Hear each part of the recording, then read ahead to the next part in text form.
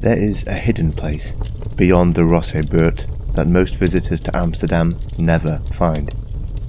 There is nothing to entice a casual tourist, sex or otherwise, down the darkened straats and alleys, or under those bridges that lead to it, away from the well-trodden paths. There is no sign above the door. It has no formal name, but to those who know of it, it has become known as Die Kamers voor de Onvershrokken, the chambers for the fearless. There you will find old and forgotten things among the rooms whose services you may purchase for the right price. Most who hear its name whispered never make it to the door. Most dismiss the possibility that it could even exist. Guides are scarce, even for the rich and curious. Locals will refuse to acknowledge it in the company of strangers, though nobody is sure whether this is because they are afraid, or out of some respect for some clandestine and long-standing covenant. Either way, customer discretion is completely assured. The canal water outside gleams red by night as the traditional lights in the windows shine across it. One lantern in each of the 4 windows at the front of the Grachtenpand. The door below the windows is metal, with 3 retractable slats, placed at equal thirds down the middle of it. Depending on your height, one of the slats will slide across at your approach and something on the other side will appraise you and your intention. If your intention is deemed worthy, and worthy is by no means the same as pure, the door will open and the dreadful, scintillating musk of 1,000 final ecstasies will engulf you, and then you will be inside and you must make your choice. All decisions are very, very final. There is Ilse, the she-wolf who, when pressed, will declare angrily that she preceded the film of the same name by decades, and once a month will turn into a great, golden-haired bipedal hybrid of human and wolf. On this night alone, Ilse makes herself available. If one so desires, you may enter her chamber, a dungeon of stone, and approach her. If she likes you, you will have your way. If she does not, you will be rent limb from limb and eaten while your parts, all of them, are still warm. Such is the gamble of seeking her particular thrill, and you would be surprised by how many take the chance just to boast of having tamed such a wild and elemental being. Of course, survivors would do well to make such boasts out of earshot of Ilse.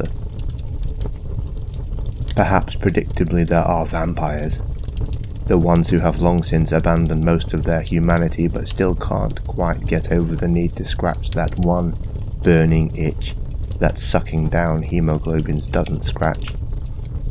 They crave human touch, for they cannot sate their urges among themselves.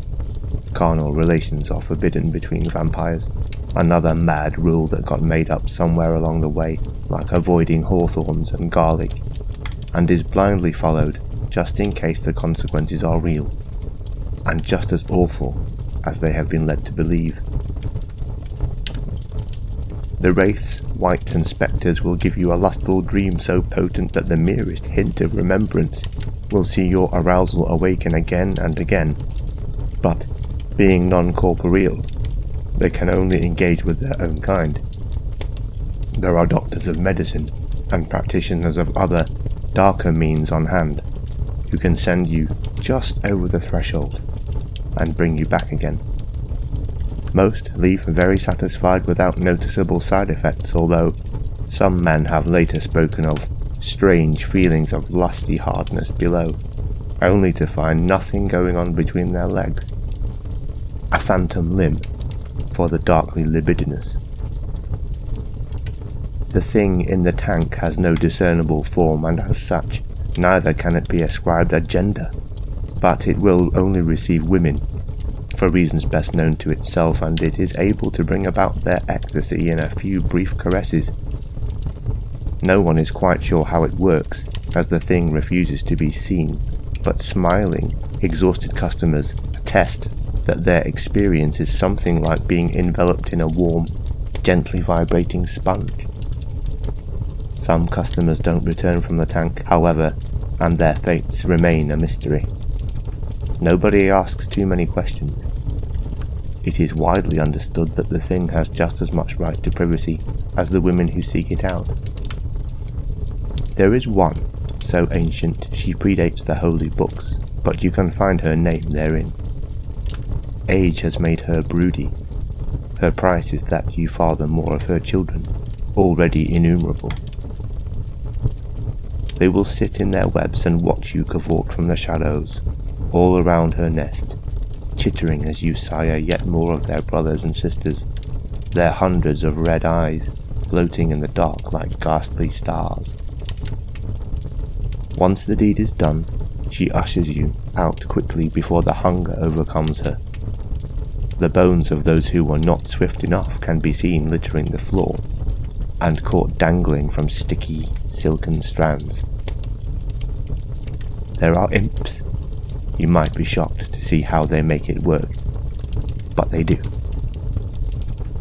There are angels and there are demons. There are merfolk and werefolk. There are fae, the fragile and the fallen, and they all await your custom down there by the water's edge.